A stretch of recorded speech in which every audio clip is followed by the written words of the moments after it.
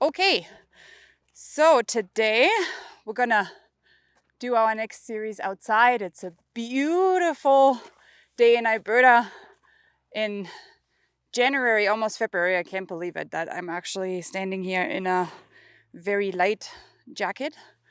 So we're excited about that. We love our Chinooks. So we'll talk about my favorite topic, which is internal and external demeanor. So what that means, I think that is actually the hardest thing to learn when you work with horses, because we have such a hard time taking those two or separate those two, and that there is a big difference between what you do on your outside, like with your body language, and in what we have learned in the past series, and what you actually think and mean on the inside. So I always, if you take lessons with me, you hear me say that a lot, and I always say, mean it, mean it, mean it, right? And that is pretty much me saying, hey, pay a little bit more attention to your internal demeanor. So I'll explain it a little bit further and also show you some examples on my boy Topaz, because he has been doing this with me for a very, very long time, and he's very used to me jumping around and doing things, and he's not supposed to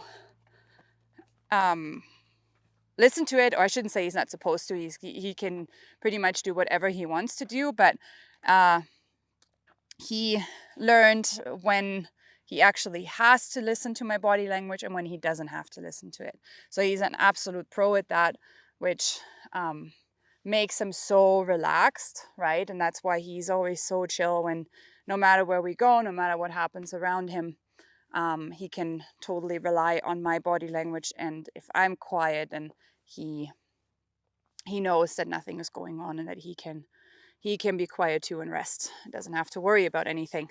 So so the desensitizing comes in big time with your internal and external demeanor, but then also some exercises of when you send your horse out, for example, or especially when you want to speed your horse up, because especially horses that are a little bit stuck, it is really hard to get them to go forward if you don't actually mean it, because they pick up on that big time.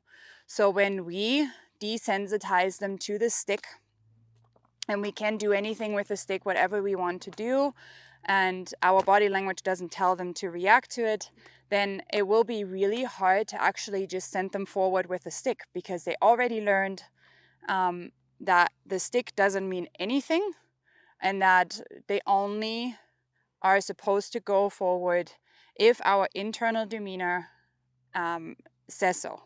And as you can see, we can never get away from the cats. They're always here, no matter where we go.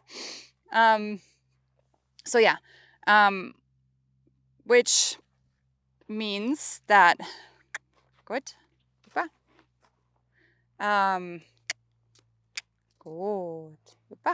one more, good, so that means that if I stand here and I use the stick, or let's just use it on one side, my body is really, really passive. So my external demeanor is super loud right now, right?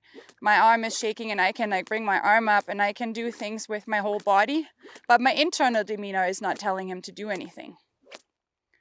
So, and then you can do the opposite of my body language is completely quiet, but my internal demeanor says, hey, listen, good. We have to move our feet. So my external demeanor wasn't as loud this time, but still big and forward. So with our body position to the drive line, what we have learned before. But my internal demeanor was very, very strong and very clear in hey, I would like you to move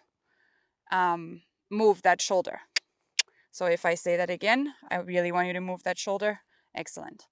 So, and that goes the other way around as well. So I can like stand here and just be quiet and don't really do it a lot. Like I can even like look at him and put my belly right at him. But my internal demeanor doesn't mean or doesn't say, okay, let's go forward. I'm just kind of like stretching. I'm even walking towards him. I mean, we need to be able to do that, to point our belly at them and still walk up to them to pet them or catch them in the pin. Up, up. Just ask him to back up. But then at the same time, I can, so let's say I'm like I start super loud again and wiggle, but now I'm asking him, hey, can you move away? So there you could see my internal demeanor was actually changing my, and my external demeanor was the same. So that is really important, and that is a really, really hard thing to learn.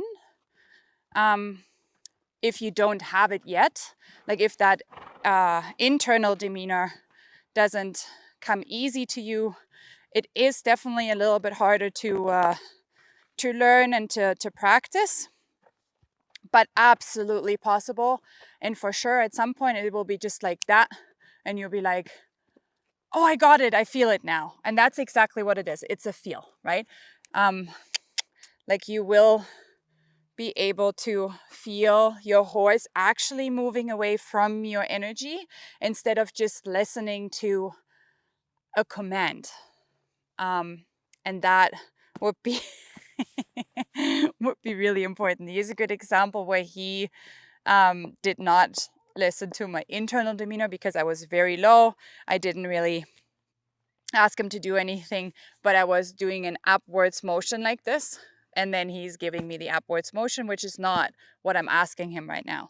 So my internal demeanor is still down. There we go. So now I picked up on it. That's how sensitive they are, right? And now I should be able to pick up my hands again, and he shouldn't do anything. Perfect.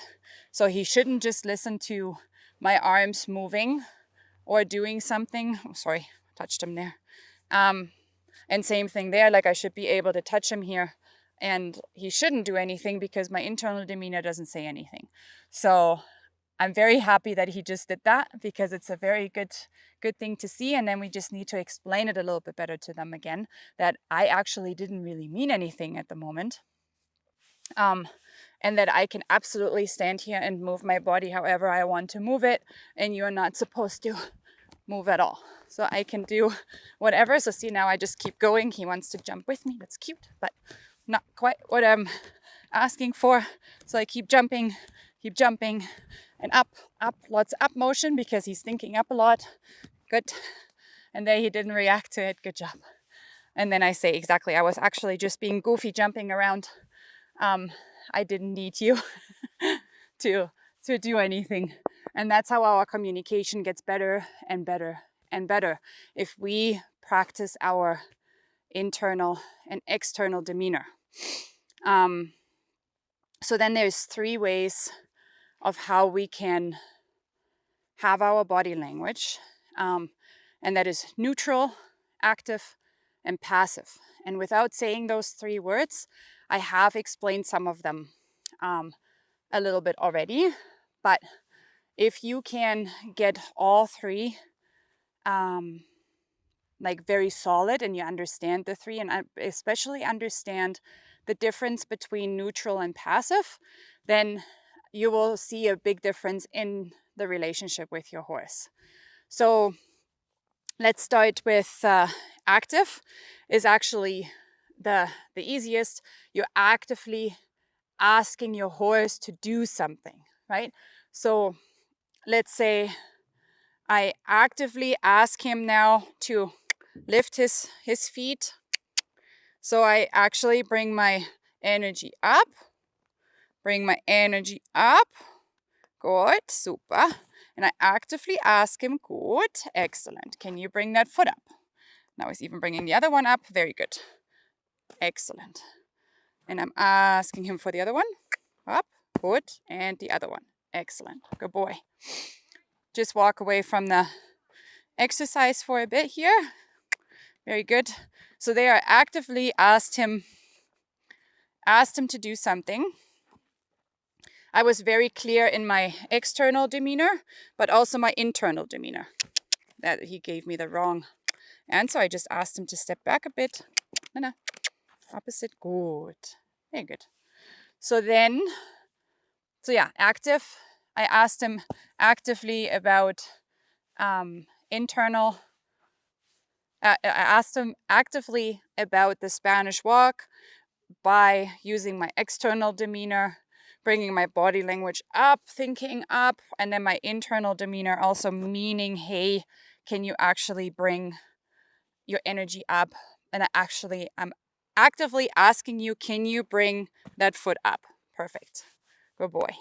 Then passive would be pretty much a desensitizing, right? So I can stand here and like do exactly that and like bring my arms up, but my internal demeanor this time is down. So I bring my arms up, I touch him, I desensitize him to me just standing here, and he's not supposed to listen to this right now because my internal demeanor is down. And there's the difference. So I don't want him to always get into the Spanish walk as soon as I raise my arms. Life will get very, very difficult. And he will be a so-called problem horse without being one, just because he's like striking out is what people would call it, right? That's how fast we kind of misunderstand our horses and what they do and why they do things, right? Because we don't use our body language, our internal demeanor, our external demeanor correctly. So yeah, so we have the active and the passive, and now the neutral comes. So neutral pretty much means once I get him going, so let's say I ask him for the Spanish walk, we'll just stay with the same exercise. I ask him actively up, and my internal demeanor. Good, just wake him up, good. And then I'm expecting him to keep this up without bringing my hands up and down again, without clucking, and just by keeping my internal demeanor only. Up. So now I'm active again, active, and neutral. So I want him to keep it up. My internal demeanor is still up, good. My out, good. My external demeanor is now off, good. Very good. And then I bring my internal demeanor down again as well. So we pretty much have every scenario there. Active means that your external and internal demeanor is up or talking. Then passive means no external, passive means lots of external and no internal.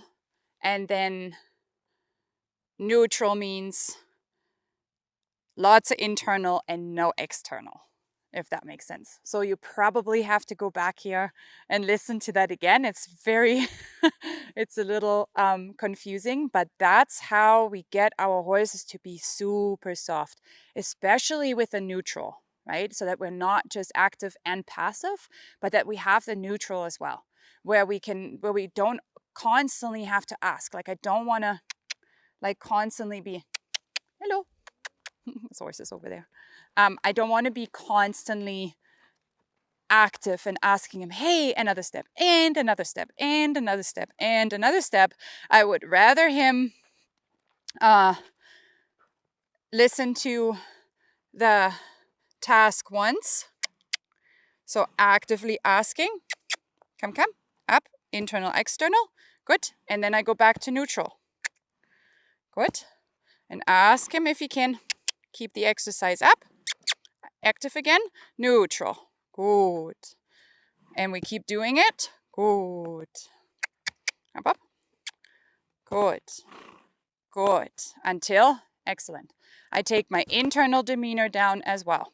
And that goes with absolutely anything. So yeah, so that is internal, external demeanor, and then passive, active, and neutral body language. Which is a little bit tougher to learn, but it is so worth it and so much fun once you get it and you can actually like communicate with your horse and understand how they move and get it like really, really, really light. So yeah, we're gonna show you some exercises for that, and yeah, have fun and let me know if you have any questions.